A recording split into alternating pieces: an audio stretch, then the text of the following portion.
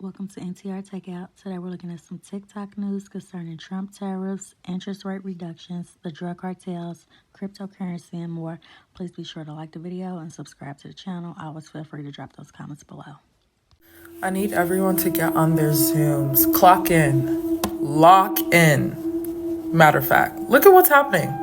Elon Musk briefly joins Trump's call with Ukrainian president. You got the billionaires in the White House. JD Vance is a whole tech bro. A whole tech bro. You got the billionaires in the White House.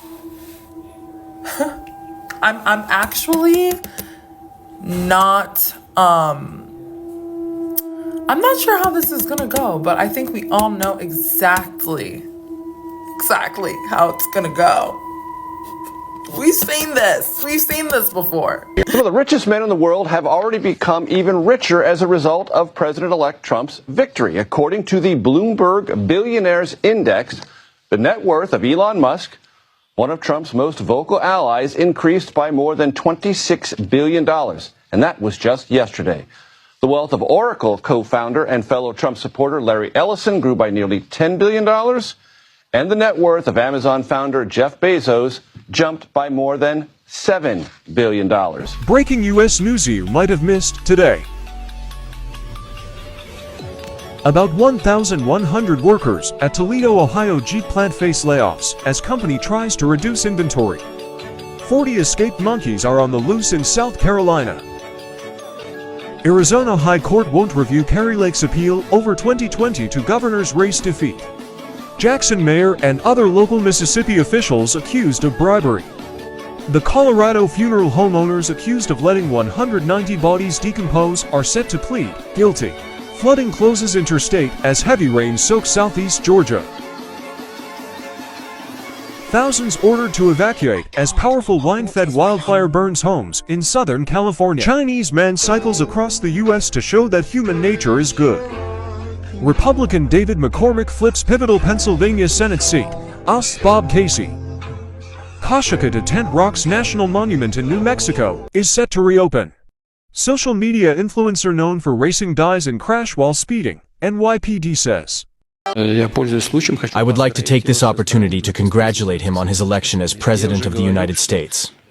I have already said that we will work with any head of state that the American people have given them the mandate. This will indeed be the case in practice. Oh, thank God. That's what I have to say. I'm just very concerned about our economy, where the money is going, the borders. What is it in particular you like about Donald Trump? Change in policy. The economy and the borders. You got to close the border, first of all. Donald Trump even said that he's not trying to ban abortion across the United States of America. We got to secure that border and we got to bring down prices so we can afford things. Economic policies have to change. We're down the tubes. I lost some friends over this, and I just think it's so sad because it's just like we should be all able to have our own opinion and choose what we want to choose. The election isn't over yet, so let's talk about where we stand today. This is where we currently stand with the United States Senate. Republicans have 53 seats, Democrats have 45, and there are still 2 that are outstanding. One of these is Arizona, where Kari Lake is trailing Ruben Gallego by about 32,000 votes, with only 81% reporting. Kari Lake could make up that lost ground in these last 19% of votes. Then we move to Nevada, where they have 95% reporting, and Sam Brown is down only 18,000 votes. So, again, Sam Brown has the potential to make up that lost ground. 53 seats is good. 55 would be much better. Now let's talk about the House. Earlier today, Nebraska 2 was called for Don Bacon, so he will stay in his seat in Nebraska 2. We are still waiting on the congressional race in Alaska, where Nick Begich, the Republican, will most likely win. We're still waiting on a few seats in Arizona, Washington, and California. Luckily, Republicans have pulled ahead in a couple of districts in Washington. Now, understand that all of these states that are still counting have special circumstances. They are either vote by mail states or they have ranked choice voting, which is absolutely despicable. But in the vote by mail states, I believe today was the last day that those ballots could be accepted. So hopefully by Monday, most of the rest of these congressional races will be called. At this point in time, if things remain the way they are, Republicans will maintain their majority in the U.S. House and potentially expand it up to 24 seats, which would be awesome for us.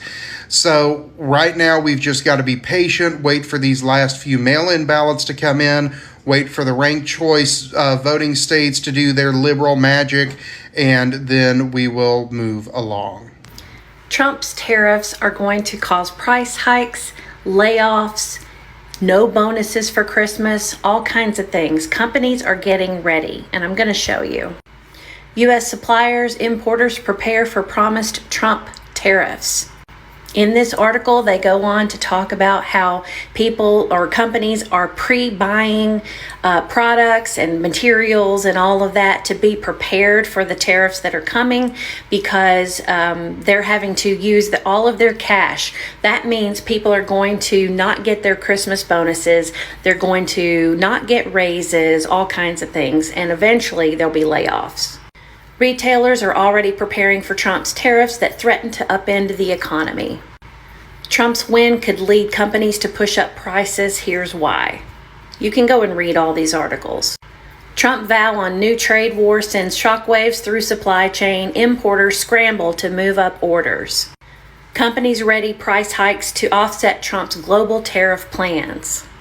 Get ready, start saving your money, start looking for ways to get your own supplies in for the next couple of years so that you're prepared.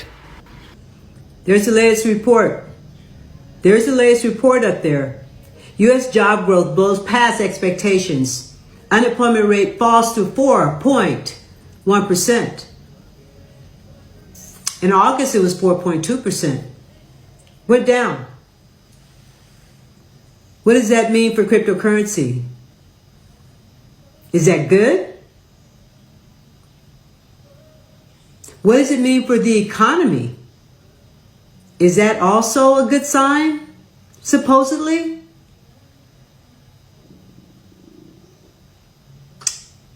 It's going to be interesting. What does it also mean for further interest rate reductions? Will we see another 50 basis point reduction because of these numbers? I don't know. In my opinion, I don't think so. What do you think? Let me know. Go on live. When I'm back in the White House, the drug kingpins and vicious traffickers will never sleep soundly again. We did it once, and we did it better than anybody else. There's never been a better border than we had just 2 years ago. It was strong, it was powerful, and it was respected all over the world. And now we're laughed at all over the world. And we're not going to let that happen much longer. We have to take over. We have to be tough. We have to be smart. We have to be fair. So nobody talk about this, is there? Nobody talking about Donald Trump ain't even fully in the office yet. And stock market hit a record high. Oh my word. When I tell you America is back, baby, we are back. I'ma tell y'all Dibs now, wipe y'all tears and get this money. There's breaking news tonight. The president-elect named the first member of his White House staff. Susie Wiles, his trusted campaign manager, will become his chief of staff, the first woman to hold the position. That means she'll play a big role in Trump's plans to radically transform the federal government. And Trump is already floating other familiar names to fill key roles, including Elon Musk and Robert F. Kennedy Jr.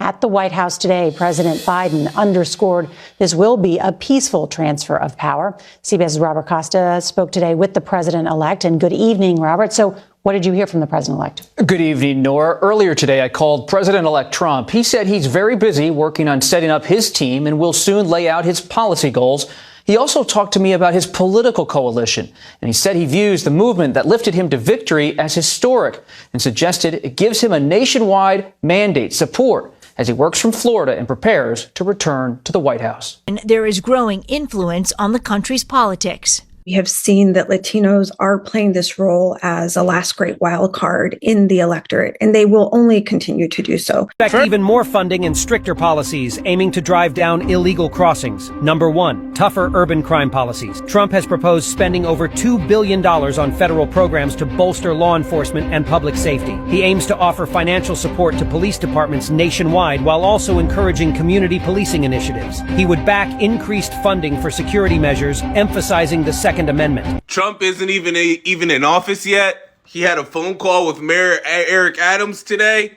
and the checks have stopped.